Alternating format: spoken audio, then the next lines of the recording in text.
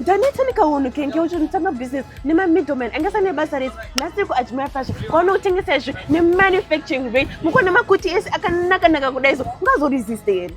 sesho mukona pa tengesa makutis and my different shapes and sizes and kwanza ba size akasiyana sesho mukona para tine purple kuti nyone dupata ma pants ne top edge ninkeka daiso ne embroidery ninkeka sesho mukona pana vaningi ma designs akasiyana se une maruva kanyaso penya udaiso ungazo regezere kutenga ma customers ako sesho mukona ma different shape sizes ma dupata and embroidery kanaka ningeri hand stitch nemo okuchacha sesho mukona pa ma colors na tori akasiyana nezvo sesho mukona pana sine kola ningeri round kudaiso ningene modest look ima customers akon konsopteka iwewe saka nofumatra business yako nopa mari yakawandisa ma-profit ningesikete singaiti nokwasita import kako directly kuya ku-doorstep kwako uya ku-Ajmira Fashions ngokuthi number ninke pa WhatsApp angosita video ko kauntumela catalog yethu kuthengela ma-customers ako kuza business nopa mari yakawandisisa